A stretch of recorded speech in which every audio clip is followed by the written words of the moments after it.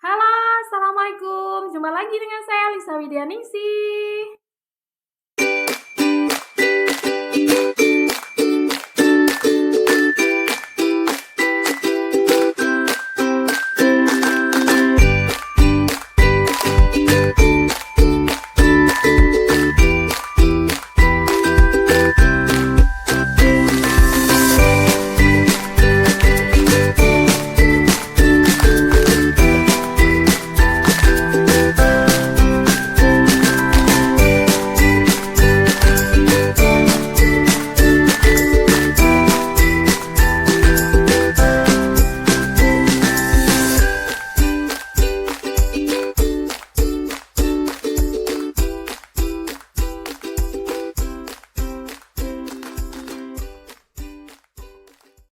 Masih seputar Facebook Marketplace ya teman-teman. Namun di video saya kali ini, saya akan membahas lebih fokus pada kenapa produk yang kita tawarkan ditolak oleh Facebook Marketplace. Simak terus video ini sampai habis ya, jangan di-skip supaya informasi ini bisa tersampaikan secara keseluruhan. Nah, buat teman-teman yang belum subscribe dulu ya. Jadi kenapa produk kita itu ditolak oleh Facebook Marketplace? Nah, kita perlu pahami ya teman-teman, saat kita akan memulai suatu bisnis, terutama dalam bisnis berjualan secara online, nah kita perlu perhatikan terlebih dahulu, kita perlu pelajari terlebih dahulu platform yang akan kita gunakan untuk berjualan itu, ketentuan dan kebijakannya seperti apa. Nah, apabila kita belum bisa memahami, apalagi kita tidak berjualan sesuai dengan standar komunitas Facebook tersebut, maka kita juga akan diberikan sanksi, yaitu berupa penawaran dihapus, nah label produk kita ditolak, dan lain sebagainya. Untuk itu kita harus tahu terlebih dahulu atau pelajari terlebih dahulu mengenai kebijakan yang diatur oleh komunitas Facebook tersebut.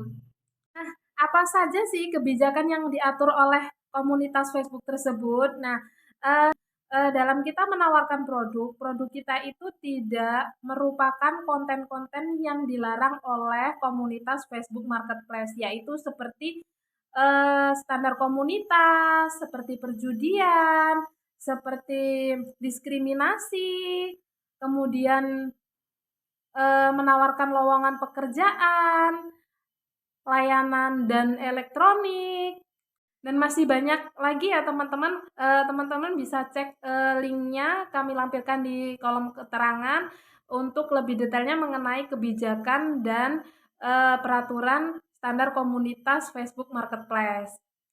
Nah, otomatis kalau kita melanggar atau menjual produk yang dilarang oleh Facebook Marketplace, maka produk kita juga akan tertolak, yaitu terkena sanksi berupa penghapusan penawaran ataupun tidak diterima label produk kita. Lalu bagaimana kalau memang produk kita itu sebenarnya tidak melanggar aturan yang ditentukan oleh komunitas Facebook Marketplace, tapi tetap ditolak? Jadi yang perlu kita lakukan yaitu minta banding atau tinjauan.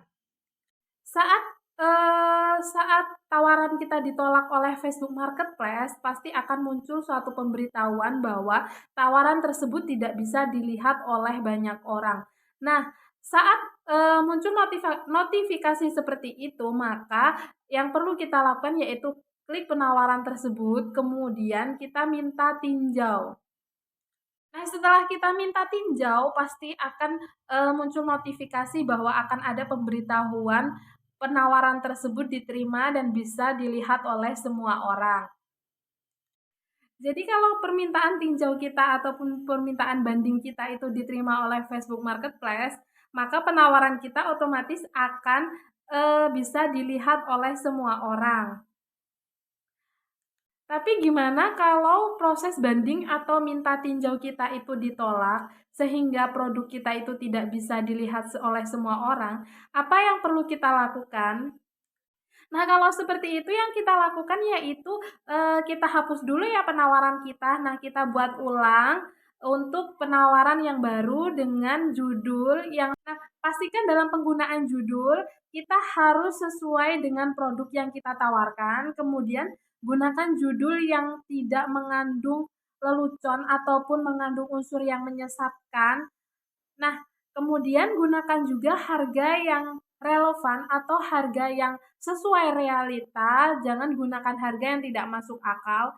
Kemudian coba diubah untuk kategorinya. Semisal kategori itu mengandung unsur yang dilarang oleh Facebook Marketplace, nah kita ubah untuk kategorinya supaya tawaran kita itu bisa diterima. Kemudian dilengkapi dan sebagainya, lalu selanjutnya kita tawarkan.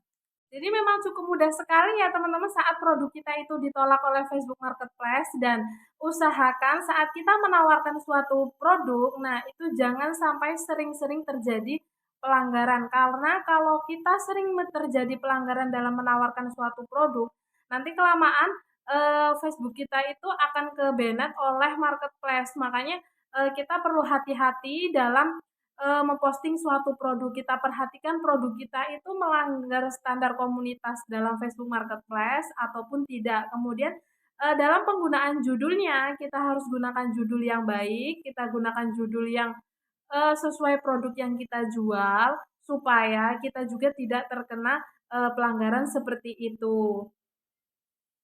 Jadi semisal produk kita itu tidak bisa ditinjau ataupun tidak bisa diminta banding, itu segera dihapus saja, kita buat tawaran baru supaya tidak terdeteksi bahwa banyak pelanggaran dalam penawaran kita menggunakan Facebook Marketplace ini.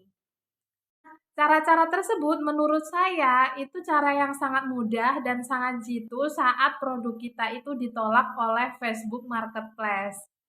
Jadi teman-teman bisa lakukan cara tersebut ya saat produk kalian itu ditolak oleh Facebook Marketplace.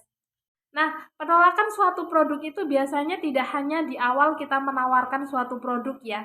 Jadi penolakan tersebut juga bisa di pertengahan perjalanan atau memang sudah lama kita tawarkan produk tersebut, tiba-tiba saat kita memperbarui penawaran, nah itu ternyata terjadi pelanggaran. Jadi memang pelanggaran itu tidak saat pertama saja kita